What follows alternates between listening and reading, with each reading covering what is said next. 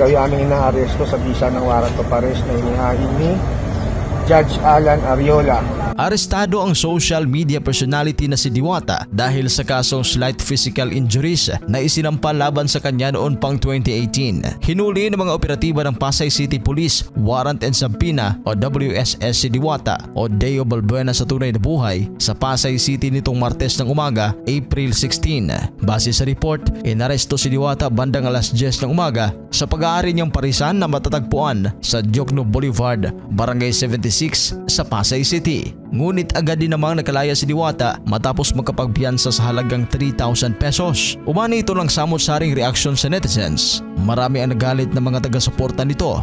Ayon sa ilan, ngayon pa inaresto si Diwata dahil matagumpay na ito sa kanyang parisan business. May ilan pa ang nagsabi na kinaiinggitan lang ang negosyante. Marami kasi ang sumusuporta kay Diwata ngayon dahil sa napaka-humble nito at mapagbigay sa kapwa sa kabila ng kanyang tinatamasang kasikatan at karangyaan.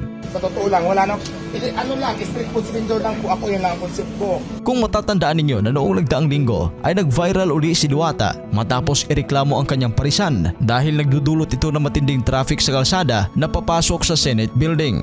At nang magsagawa nga ng kaukulang inspeksyon ng mga otoridad sa kainan ni Diwata ay nalamang wala pa itong kaukulang permit kaya ipinatigil ang operasyon nito. Nang makiusap naman si Diwata kay City Mayor Emmy Calixto Rubiano ay binigyan naman siya ng paintulot na magtinda uli, ngunit kailangan niyang kumuha ng permit sa loob ng 2 buwan. At makikita naman na talagang pinipilahan ang parisan ni Diwata at nag-ooperate ito ng 24 hours. Nitong nagdaang araw nga ay ibinendera naman ng kampo ni Coco Martin ang pagkakapili kay Diwata bilang bagong cast member ng FPJ's Batang Quiapo. Ginagampanan niya rito ang karakter ni Frida kung saan ganoon pa rin nagtitinda siya ng pares. Talagang natuwa rin si Coco sa social media star lalo nang pumatok at nag-viral ang kanyang sikat na parisan. Bago nakilala si Diwata sa social media, nag-viral siya noong 2016. Kinaaliwan ito ng netizens dahil nagawa pa nitong rumampa sa presinto kahit nagtamo na ito ng mga sugat matapos ng masanggot sa rambulan nilang magkakaibigan sa Pasay City.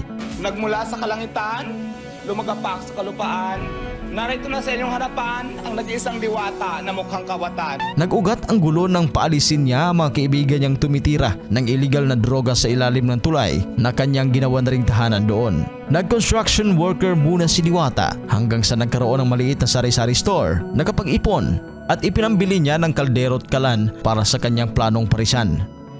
Ang dating binubugbog, ngayon ay dinudumog. Ayon nga sa mga reports, kumikita na si Diwata ngayon ng humigit kumulang 500,000 pesos kada araw. Kung tutuusin, milyonaryo na ngayon si Diwata. Ano ang reaksyon ninyo dito? Please comment down below. At sa mga hindi pa nakapag-subscribe, huwag kalimutan mag-subscribe sa Showbiz Caster. Maraming salamat po.